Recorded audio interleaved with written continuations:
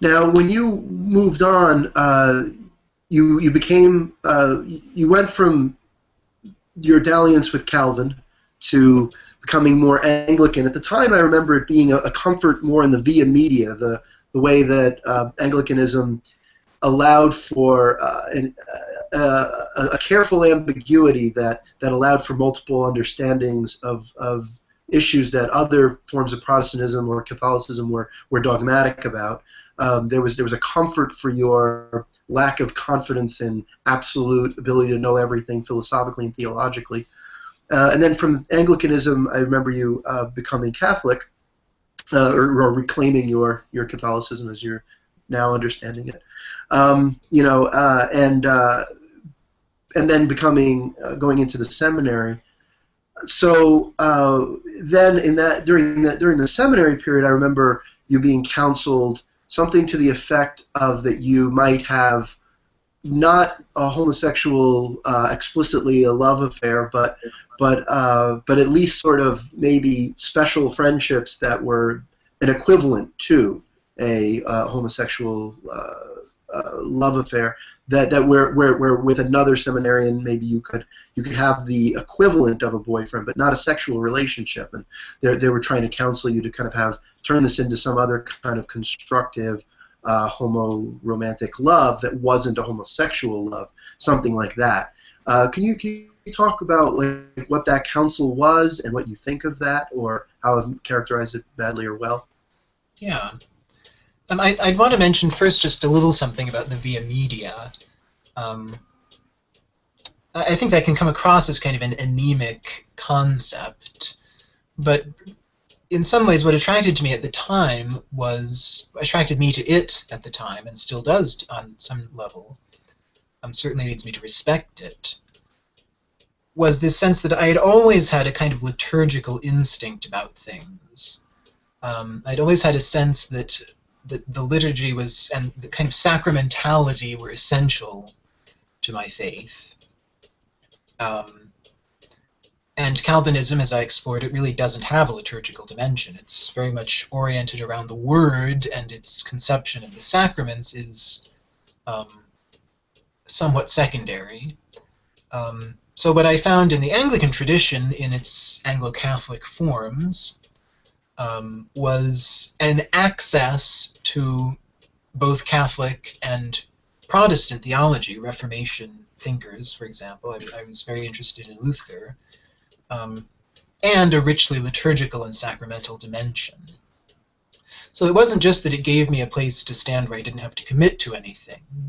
I think that sort of sells the idea short. It's that it gave me a way to be involved in a richly liturgical tradition, and from the heart of the liturgy to explore this breadth of theology in a way that allowed me to access both the sources of Catholicism and the fathers of the Church and the liturgy itself, and Reformation thinkers and contemporary Protestant thinkers.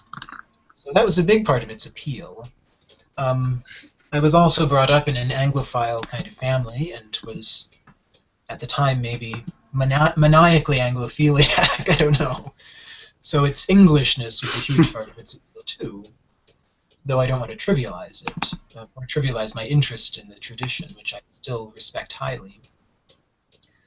But that was kind of a side note. The heart of your question was something else. Could you remind me of? Well, then the advice to kind of have the equivalent of a boyfriend, right, but not sexually. I think you might be conflating two bits of advice I received. I'm not sure. Because before I entered the seminary, while I was still living in England, one of my friends suggested the possibility, as a way for queer Catholics to live, of finding a relationship that was deeply loving, even erotic in the kind of essential sense of that word, but just not sexually expressed, not genitally expressed. Sort of a romantic friendship to the highest degree, I guess. So that was one piece of advice. But in the seminary, there were people who suggested, and I do think there's insight in this still, that if you're going to live a celibate, kind of sexually renunciatory life, you need to do it without excising love or intimacy from your life. So you come to rely on your closest friendships, among other things, as a way of expressing this dimension of love in your life. And some of those friendships might involve an element of attraction, might even involve falling in love, which could be dicey if you're committed to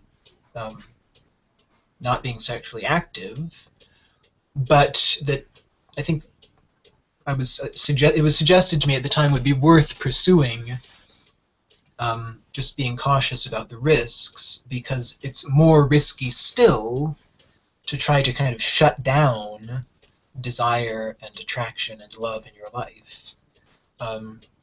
That I still think is good advice. I think the possibility of falling in love with someone and having someone be a sort of a boyfriend in everything but the sexual sense is a bit unrealistic, and could end up being quite contorted and tortured.